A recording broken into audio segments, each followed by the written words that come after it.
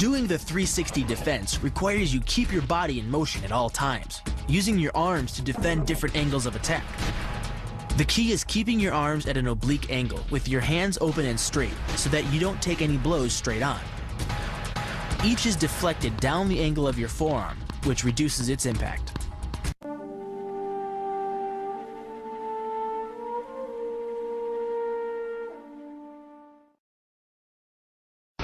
The kick's power comes from the torque generated by the rotation of the hips. It's the same principle that cracks a whip.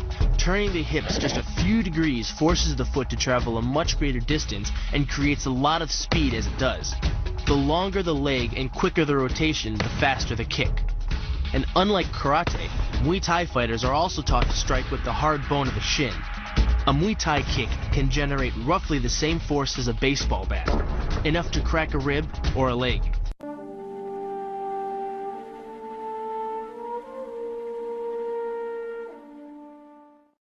The hyperextension of the elbow, created by pulling back on the locked arm, virtually ensures that he will be taken down. The knee strike to the wrist dislodges the knife and further loads the elbow and shoulder. The technique can easily result in damage to the elbow joint, the tendons of the rotator cuff, or even a broken arm.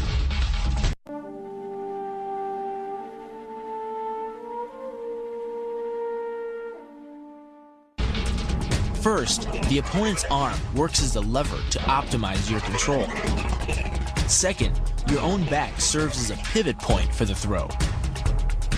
The strength and stability of your back allows you to throw a much heavier opponent than in a move that requires you to lift him.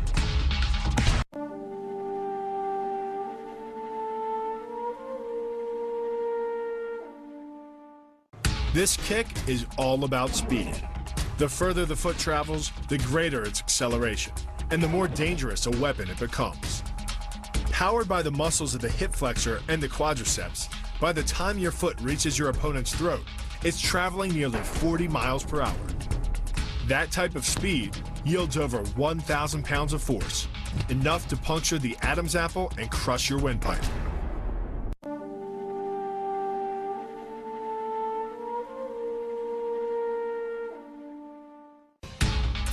But the real damage from the knee bar doesn't come from gravity. It comes from leverage. Once the knee is locked, your hips act like a fulcrum, and his leg acts like a lever, multiplying any force you apply. So even though the ligaments and tendons around the knee can sustain 1,700 newtons of force, the knee bar can load a lot more than that, enough to completely destroy the joint.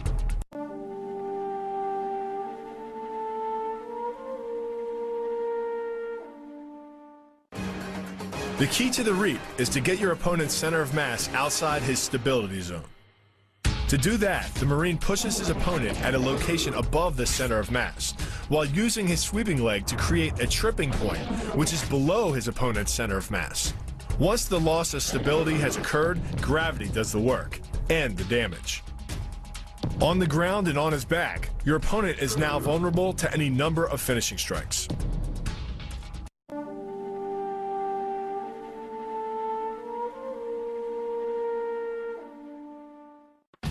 Starting from behind his opponent, the Marine wraps his arm around the enemy's neck and forces his elbow beneath the chin.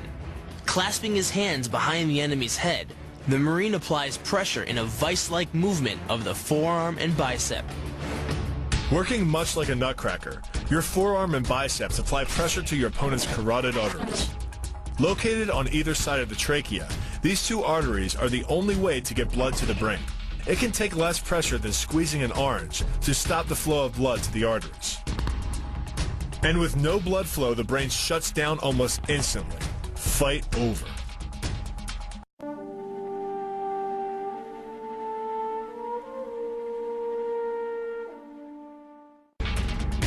It's aimed at the largest gland in the human body, the liver. A direct hit won't just bring an opponent down. It can rupture the gland, causing severe internal bleeding. But the liver is well protected by the rib cage, so the kick must be accurate to within half an inch.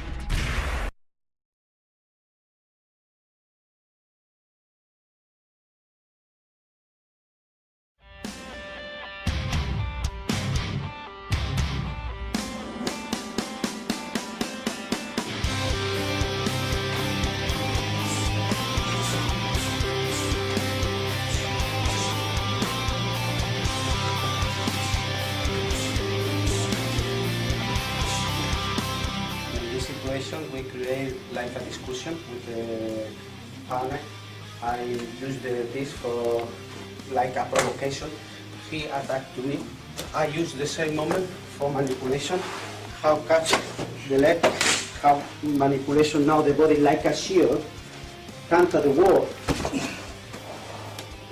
control the wall, in the same moment control all the area, catch the leg and broke the leg.